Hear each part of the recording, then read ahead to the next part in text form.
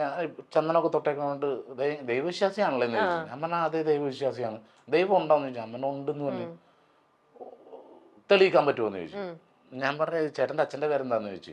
അപ്പൊ ഭാർഗവൻ എന്ന് പറഞ്ഞു. ആ അച്ഛൻ്റെ പേരെന്താന്ന്, അതിന്റെ അച്ഛൻ്റെ പേരെന്താന്ന് ചോദിച്ചു. അപ്പൊ വേറൊരു പേര് അതിന്റെ അച്ഛൻ്റെ പേരെന്താന്ന് ചോദിച്ചു.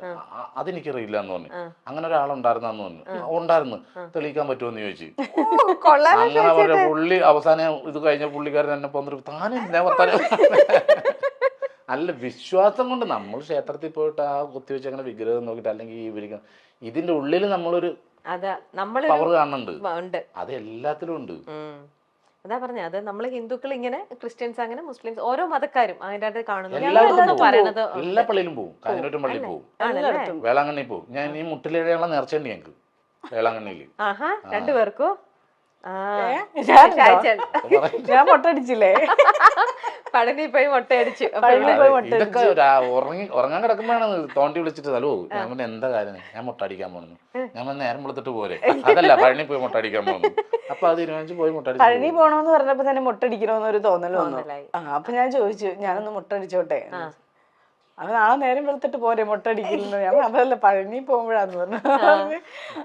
അങ്ങനെ ആഗ്രഹം ഉണ്ടെങ്കിൽ മുട്ടടിച്ചോളാൻ പറഞ്ഞു. ഒന്നും നോക്കിയില്ല. അത് മുട്ടടിച്ചിട്ട് ഇന്നലെ തിരുവാതിര ആയിരുന്നു ഇവിടെ. ഞാനപ്പോ ഇതും വെച്ചിട്ട് തിരുവാതിര കളിക്കാൻ പറ്റില്ല. അപ്പൊ ഞാൻ നമ്മുടെ മേക്കപ്പ് ഉള്ള ബ്രദറും കൂടിയാ അനീഷിനെ വിളിച്ചിട്ട് പറഞ്ഞു, സുമേഷിനെ വിളിച്ചിട്ട് പറഞ്ഞു വന്ന് മേക്കപ്പ് ചെയ്യണം, വിഗ് വെച്ച് കൊടുക്കണമെന്ന് പറഞ്ഞു.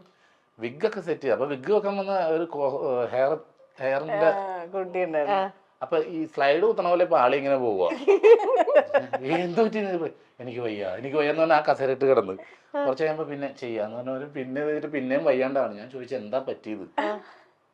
അപ്പൊ ഭക്ഷണം കഴിച്ചിട്ടില്ല. അപ്പൊ ഭക്ഷണം ഞാൻ അപ്പൊ തന്നെ ചോദിച്ചു, ഇത് ഇന്ന് മാത്രമല്ല ഇന്നലെയും കഴിച്ചിട്ടില്ല. അപ്പൊ ചോദിച്ചപ്പോ ഇന്നലെയും കഴിച്ചിട്ടില്ല. അപ്പൊ എങ്ങനെ വന്നിട്ട് ഇവിടെ കിടക്കും എങ്ങനെ, ഞാൻ നോക്കുമ്പോ ഇസഡ് പോലെ കിടക്കുന്നുണ്ട് ഇവിടെ. അപ്പൊ ഞാൻ ചോദിച്ചു എന്താ പറ്റി, ഞാനിപ്പോ ഇന്നലെ രാത്രി ഭക്ഷണം കഴിച്ചിട്ടില്ല. ഞാൻ പറയും ഈ രൂപം കണ്ട 1 മാസമായിട്ട് അല്ലെങ്കിൽ 2 വർഷമായിട്ട് കഴിക്കാത്ത ആളെ പോലെ ജീവിതമേ ഇല്ല. എന്നിട്ട് അദ്ദേഹത്തെ കൊണ്ട് ഇന്നലെ ഇവിടുന്ന് ഹോസ്പിറ്റലിൽ പോയി സുമേഷ്. ഞാൻ വിചാരിച്ചു ദൈവമേ ഞാൻ വിഗ് ഇല്ലാണ്ട് പോയി പകുതി വെച്ചിട്ട് അവിടെയാണ് 10 മണിക്ക് താഴെ ചെല്ലും ചെയ്യണം.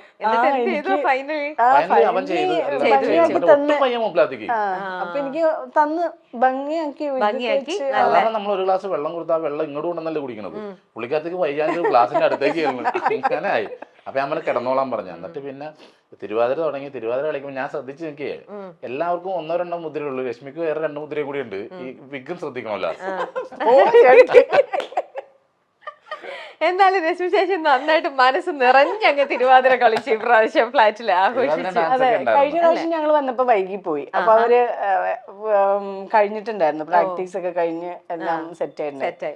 ഈ പ്രാവശ്യം ഞാൻ അവിടെ ചെന്ന് കണ്ടവരോട് പറഞ്ഞു ഞാൻ മുട്ടയാണ്, മുട്ടച്ചിയാണ്, എന്നെ ഞാൻ കളിക്കണില്ല എന്ന് പറഞ്ഞപ്പോ അവർക്ക് നിർബന്ധം, കളിച്ചാലേ പറ്റുള്ളൂ, ഒരാളുടെ കുറവുണ്ട്, രശ്മി വരണോന്ന് പറഞ്ഞു. അപ്പം അങ്ങനെ കളിച്ചു കണ്ടു. ഓക്കെ. ഇനി ഞാൻ വേറെയും കേട്ടിട്ടുണ്ട്, നമ്മുടെ ഈ വെള്ളപ്പൊക്കത്തിന്റെ സമയത്ത് നമ്മുടെ കേരളത്തിൽ അന്ന് കുറേ പേര് സഫർ ചെയ്തവരുണ്ട്. അല്ല അങ്ങനെയല്ല, പക്ഷെ അതല്ല ഷായിച്ചേട്ടാ, ഇതിങ്ങനത്തെ നല്ല കാര്യങ്ങൾ നമ്മൾ എത്തിച്ചേ പറ്റൂ. അതുകൊണ്ട് തന്നെയാണ് നമ്മള് ഇത് എന്താ പറയാ, ഷായിച്ചേട്ടൻ ചെയ്തതെല്ലാം ഷായിച്ചേട്ടൻ ഞങ്ങളെ വിളിച്ചു വരുത്തിട്ട് വന്ന് എനിക്ക് ഞാൻ ചെയ്ത കുറച്ച് നല്ല കാര്യങ്ങൾ പറയാണ്ട്. ഒരിക്കലും നിങ്ങൾ ആരും അങ്ങനെ വിചാരിക്കരുത്. ഇത് അങ്ങനെയല്ല, ഞങ്ങൾ തന്നെ ഷായിച്ചേട്ടൻ്റെ അടുത്ത് പോയിട്ട് ഇതേ ഞാൻ തന്നെ ചോദിച്ചിറങ്ങി. കാരണം ഞാൻ നമ്മുടെ ഈ സമൂഹത്തിൽ ഇങ്ങനെ കുറെ ചീത്ത കാര്യങ്ങളൊക്കെ വളരെ പെട്ടെന്ന് സ്പ്രെഡ് ആവുന്നുണ്ട്. നമ്മൾ ആരും ആഗ്രഹിച്ചില്ലെങ്കിലും അത് വേണ്ടാത്ത വഴി കൂടി എല്ലാം യാത്ര ചെയ്ത് അത് നിറഞ്ഞ് പെട്ടെന്ന് കയറി വൈറലാവും. പക്ഷെ ഇത്തരത്തിലുള്ള നല്ല കാര്യങ്ങൾ അത് എത്തിപ്പെടേണ്ടത് തന്നെയാണ്. അതല്ലടാ, ഇതിനു മുന്നേ നമ്മൾ ഈ ഒരു വെള്ളപ്പൊക്കത്തിന്റെ കാര്യങ്ങളും നമ്മൾ ചെയ്ത കാര്യങ്ങളൊക്കെ പല ഇന്റർവ്യൂകളും അറിഞ്ഞിട്ട് ഇങ്ങനെ ചോദിക്കുമ്പോൾ നമ്മൾ പറഞ്ഞിട്ടുണ്ട്. പക്ഷെ അതൊന്നും ആരും, എനിക്ക് തോന്നണമെന്ന് ആരും കേൾക്കാത്ത കൊണ്ടാണ്, ഈ ഒരു സംഭവം അറിഞ്ഞത് കൊണ്ടാണ്. ഇത് ഇങ്ങനെ ഞാനങ്ങനെ നോർമലി പറഞ്ഞതാ. പക്ഷെ ഇപ്പൊ പറഞ്ഞില്ലേ നിങ്ങൾ, ഇതറിഞ്ഞിട്ട് എന്റെ അടുത്ത് വന്നേക്കണേ ഇപ്പൊ. അപ്പൊ ഇത് ഞാൻ പാലക്കാട്, ഇത് കഴിഞ്ഞിട്ട് പാലക്കാട് അവർ ഓണം ആഘോഷിക്കാനായിട്ട് അവിടുത്തെ എല്ലാവരും ഈ വീടുകളും ഇതൊക്കെ നഷ്ടപ്പെട്ടവരെ നോക്കിപ്പോയത്. എൻ്റെ ഒരു സുഹൃത്തുണ്ട് ഇവിടെ വൈറ്റില പാലത്തിന്റെ അടുത്തൊരു ഹോട്ടൽ നടത്തുന്നുണ്ട്. അപ്പൊ ആ ഹോട്ടലിന്റെ ഓണർ ഒരു ദിവസത്തെ ഭക്ഷണത്തിന്റെ പൈസ അവർക്ക് കൊടുക്കാനായിരുന്നു. അപ്പൊ അങ്ങനെ ഞങ്ങളൊക്കെ കൂടി പോയി വിളമ്പി കൊടുക്കുകയൊക്കെ ചെയ്ത് വയനാട്ടില്. അപ്പൊ അവിടെ ചെന്ന് കൊടുത്ത എവിടെയെന്ന് അറിയാമോ, അവിടുത്തെ ജീപ്പ് ഡ്രൈവർമാരില്ലേ ഇത്രയും നാൾ ഇവർക്ക് വേണ്ടി ഓടി നടന്ന ജീപ്പ് ഡ്രൈവർമാരാണ്. പക്ഷെ അവർക്ക് വർക്കില്ല, കാരണം അവർക്ക് അവിടെ എല്ലാം പോയി, അങ്ങോട്ടുള്ള വർക്കില്ല. അവർക്ക് കൊണ്ടുപോയിട്ട് 100 പേർക്ക് ഞങ്ങൾ കൊണ്ടുപോയിട്ട് ഓണം ആഘോഷിക്കാനുള്ള സാമ്പത്തിക സഹായം ചെയ്തിട്ട് പിന്നെ ഞാൻ വന്നോളൂ, തിരിച്ചു വന്നോളൂ. അപ്പൊ ഇത് പല കാര്യങ്ങളും നമ്മൾ ചെയ്യുന്നുണ്ട്. അപ്പൊ അവിടെ ചെന്നിട്ട് ഞാൻ പറഞ്ഞു നിങ്ങൾ വീഡിയോ എടുക്കണം എന്തിനാണെന്ന്. അപ്പൊ അല്ല ഞങ്ങളുടെ സംഘടനക്ക് വേണ്ടിയാണ്. ഓക്കെ എടുത്തു. ഇതിപ്പോ ഇങ്ങനെ ഒരു കാര്യം പറഞ്ഞത് ഒരു ടോക്കിൽ വന്ന ഇത് കൊണ്ടിട്ട് പറഞ്ഞതാണ്. കലാകാരന്മാർ സമൂഹത്തിനൊന്നും ചെയ്യുന്നില്ല, അല്ല ആ ഒരു രീതിയിലുള്ള ഇപ്പൊ ഈ അവസ്ഥ വെച്ചിട്ട് അങ്ങനെ ഒരു ടോക്ക് വന്നപ്പോ ഇങ്ങനെ പറഞ്ഞു പോയതാണ്. അല്ല അതുകൊണ്ട് തന്നെ ചോദിക്കുന്നത്, ഇപ്പം ആ ഫ്ലഡിന്റെ സമയത്താണെങ്കിലും അന്നും ഈ വീട്ടിൽ നിന്ന് തന്നെയായിരുന്നു അല്ലേ? നിങ്ങള് വീട്ടിലായിരുന്നു, ഈ വീടിന്റെ പോർച്ചിലായിരുന്നു ഞങ്ങള് ഭക്ഷണമൊക്കെ ഉണ്ടാക്കി. ഇന്ന് ഈ ശ്രീ വിനായകത്തിൽ താമസിക്കുന്നത് ആരാ? ഇത്ര ഐശ്വര്യമുള്ള ഈ ഒരു വീട്, ഇത്ര നല്ല മനസ്സുള്ള ഒരു വീട്, ആ വീട്ടില് ഇന്ന് പാരാ? അത് ഒരു പേരൊക്കെ മറന്നുപോയി, വേറെ ആൾക്കാർ അവര് താമസിക്കുന്നുണ്ട് അല്ലെ? കാരണം ഈ വീട് പല നല്ല കാര്യങ്ങൾക്കും മുഹൂർത്തം ഇതാക്കിയ ഒരു സിറ്റുവേഷൻ ഉണ്ടാക്കിയ നല്ലൊരു ഇതാണ്.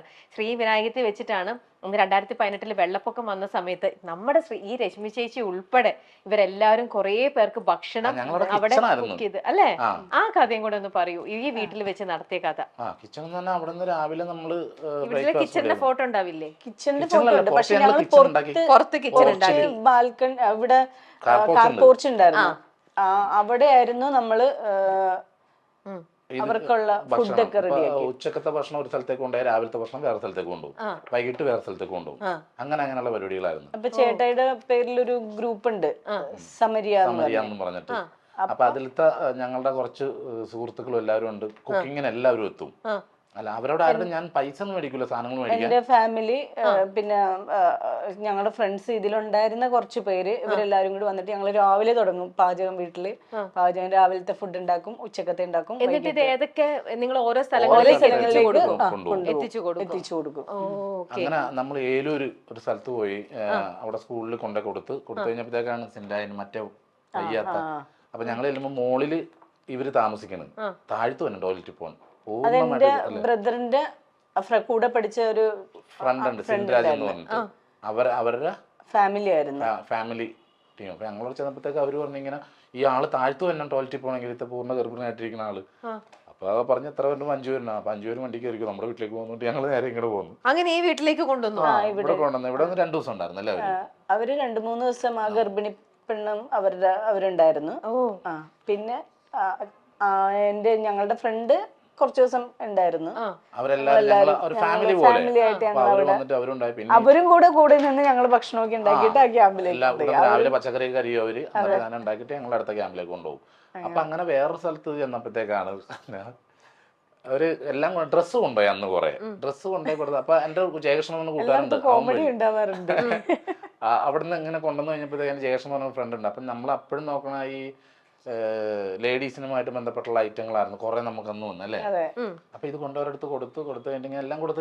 ഞങ്ങൾ പനങ്ങാട് ഈ വീട്ടിലായിരുന്നല്ലോ, ആ അറ്റത്തുനിന്നുള്ള എല്ലാ കടകളിലും ഞങ്ങൾ കേറിയിട്ട് അവർക്ക് വേണ്ട ഇന്നർ വേഴ്സും പാഡ് അതുപോലുള്ള സാധനങ്ങളൊക്കെ കട കാലിയാക്കി ഓരോ സ്ഥലത്തുനിന്ന് മേടിച്ച് ഞങ്ങൾ അങ്ങ് പോകുന്നത്. അപ്പൊ അണ്ടർസ്കേർട്ട് വാങ്ങിച്ചത്, അത് ഏറ്റവും വാങ്ങിച്ചത്. അല്ല അവർക്ക് അത്യാവശ്യം വേണ്ട അതാണെന്ന് പറഞ്ഞിട്ട് ഞങ്ങൾ താമസിക്കുന്നിടത്തുനിന്ന് ഹൈവേ വരെയുള്ള എല്ലാ കടയിൽ നിന്നും കയറി മൊത്തത്തിൽ മേടിച്ചു ഞങ്ങൾ. അങ്ങനെ കൊണ്ടു കൊടുത്തു കഴിഞ്ഞിട്ട് ഡ്രസ്സൊക്കെ മേടിച്ച് നമ്മള് പുറത്തുനിന്നായിട്ടേ. അതിന്റെ കഥ പറയാനായിട്ടല്ലേ, സ്കേർട്ട് ഇന്നർ അതൊക്കെ വാങ്ങിയിട്ട് ഞങ്ങള് സ്ഥലത്ത് കൊടുത്ത് എല്ലാവർക്കും കൊടുത്തു. അപ്പൊ വരുമ്പോ തന്നെ എല്ലാവരും വരുമല്ലോ, എല്ലാവർക്കും കൊടുത്ത് ഞങ്ങള് തിരിച്ച് എല്ലാവരോടും പറഞ്ഞിട്ട് ഞങ്ങള് പോരുമ്പോ ഞാൻ ചേട്ടായി നിന്നപ്പോ ആരൊക്കെയോ വന്ന് ഫോട്ടോ എടുക്കാനൊക്കെ ചേട്ടൻ അടുത്ത് നിൽക്കും. അപ്പൊ ജനലുമ്പോ കൂടെ ഒരു കൈ ഇങ്ങനെ മാന്ത ചേട്ടരുത് മാന്തി പറയാം, അതെ എനിക്ക് ഈ പാവാട വേണ്ട, ഇതെന്റെ സാരിക്ക് കാച്ചൽ. അല്ല ഇതിലെന്താന്നറിയാമോ, സത്യം അല്ല അമ്മ നിഷ്കളങ്കമായിട്ട് പറഞ്ഞാണ് അവര്. അല്ലാണ്ട് അവര് ഫ്രണ്ട്ലി ആയി അവരടുത്ത് ചെന്നിട്ടേ അവിടെ ചെന്ന് അവരെ കെട്ടിപ്പിടിച്ച് വർത്താനം പറയും. അവരോട് ഞങ്ങൾ കൊണ്ടുപോകണം, ഞങ്ങളും കൂടി കഴിച്ചു, അങ്ങനെയൊക്കെ ആയിരുന്നു. അപ്പൊ അത്ര ഫ്രണ്ട്ലി ആയി. അതിന്റെ പേരിൽ വന്നു എനിക്കിത് എന്റെ സാരിക്ക് ഒന്ന് മാറ്റി തരുമോ, അപ്പൊ പറഞ്ഞു അടുത്ത പ്രാവശ്യം വരട്ടെ, അപ്പൊ നമ്മള് കൊണ്ടുതരാന്ന്. പക്ഷെ പിന്നെ വന്നപ്പോ അവരുണ്ടായിരുന്നില്ല. പക്ഷെ ഞാൻ വേറെ ഒന്ന് ചോദിക്കട്ടെ, ഇപ്പൊ ഷായി ചേട്ടനും രശ്മി ചേച്ചിയും ഇപ്പം എല്ലാരും അറിഞ്ഞില്ലേലും നിങ്ങളുടെ ഈ പറയുന്ന കുറേ പേർക്ക് അറിയാം, നിങ്ങൾ ഒന്ന് വാതിലിൽ മുട്ടിയാൽ അപ്പം തുറക്കുന്ന ആൾക്കാരാണ്, നിങ്ങൾ ഇങ്ങനെ സഹായിക്കുന്ന ആൾക്കാരാണെന്ന്. എപ്പോഴെങ്കിലും നിങ്ങൾക്ക് അത് നിങ്ങളെ യൂട്ടിലൈസ് ചെയ്യുകയാണെന്ന് എപ്പോഴെങ്കിലും തോന്നിയിട്ടുണ്ടോ? അല്ല, അത് യൂട്ടിലൈസ് ചെയ്താലും ഞങ്ങൾക്ക് തോന്നൂല. കാരണം ഞങ്ങൾ അവരോട് ഒന്നും പ്രതീക്ഷിച്ചിട്ടല്ല ഇത് ചെയ്യണത്, അതെ. ആർക്ക് ചെയ്യുമ്പോഴും. അപ്പൊ നമ്മളിങ്ങനെ എന്തെങ്കിലും പ്രതീക്ഷിച്ചിട്ട് ചെയ്യുമ്പോഴാണ് അവരുടെ ഭാഗത്ത് നിന്ന് നമ്മളോട് ഇങ്ങനെ കാണിച്ചില്ലല്ലോ, അല്ല അവരെ നമ്മളെ കാണുമ്പോൾ ഇങ്ങനെ ആവണം, അങ്ങനെയൊക്കെ നമ്മൾ മനസ്സിൽ ചിന്ത വെച്ചാലേ നമുക്ക് അങ്ങനെ വിഷമം ഉണ്ടാവുള്ളൂ. നമ്മൾ ചെയ്യാനുള്ള ചെയ്തത് അവർ, ബാക്കി അവരുടെ ലോകം. ചില ആൾക്കാർക്ക് ഇങ്ങനെ ഫണ്ട് കിട്ടിയിട്ട് ആ ഫണ്ട് യൂസ് ചെയ്ത കാര്യങ്ങൾ അങ്ങനെ ചെയ്തു ഇങ്ങനെ ചെയ്തു എന്നൊക്കെ പറഞ്ഞിട്ട് പല സോഷ്യൽ മീഡിയയൊക്കെ പരാതി വരും. ഫണ്ട് നമ്മൾ അവർക്ക് എന്തിനാ കൊടുത്തത്? അവർക്ക് യൂസ് ചെയ്യാനാ, അവരെങ്ങനെ വേണമെങ്കിലും ഉപയോഗിക്കട്ടെ. ആ പാർട്ട് അവിടെ കഴിഞ്ഞു. തന്റെ വീട് വിറ്റിട്ട് വേറൊരാൾക്ക് വീട് വെച്ച് കൊടുത്ത ആളാണ് ഞാൻ. 15 വർഷം വാടകയ്ക്ക് താമസിച്ചിട്ടാണ് ഞാൻ വീട് വെച്ചത്. ആ വീട് വിറ്റ് 10 ലക്ഷത്തിന് മേലെ മുടക്കി വേറൊരാൾക്ക് വീട് വെച്ച് കൊടുത്തു. പുള്ളി ഒരു ക്യാൻസർ രോഗിയാണ്. ഒരു നേരത്തെ മരുന്ന് വാങ്ങിത്തരണമെന്ന് വിളിച്ചപ്പോൾ ഞാനും ഭാര്യയും കൂടി അവരുടെ വീട്ടിൽ പോയതാണ്. ഫ്ലക്സ് മേൽക്കൂരയാക്കിയ വീട്ടിൽ ഫ്ലക്സ് വിരിച്ചാണ് രോഗി കിടക്കുന്നത്. ഞങ്ങൾ കട്ടിൽ വാങ്ങിക്കൊണ്ട് വരാമെന്ന് പറഞ്ഞു. അങ്ങനെ കട്ടിൽ വാങ്ങാൻ പോകുമ്പോൾ ഭാര്യ പറഞ്ഞു, നമുക്കൊരു കുഞ്ഞു വീട് വെച്ച് കൊടുക്കാമെന്ന്. കാരണം +1-നും +2-നും പഠിക്കുന്ന 2 പെൺമക്കളാണ് ആ വീട്ടിലുള്ളത്. പുലർച്ചെ 4 മണിക്കോ 3 മണിക്കോ എഴുന്നേറ്റ് പറമ്പിൽ പോകും അവർ. ബാത്റൂമിൽ പോകാൻ വൈകുന്നേരമാണെങ്കിൽ എല്ലാവരും ഉറങ്ങിയ ശേഷവും. അങ്ങനെയാണ് വീട് വെച്ച് കൊടുക്കാമെന്ന് തീരുമാനിക്കുന്നത്. ഒടുവിൽ നാട്ടുകാരൊക്കെ വന്ന് വലിയ വീട് വെച്ച് കൊടുക്കാം എന്നൊക്കെ പറഞ്ഞു. എന്നാൽ ഫസ്റ്റ് കല്ലിടലിന്റെ അന്ന് ആൾക്കാർ വന്നതാണ്, പിന്നെ ആരും വന്നില്ല.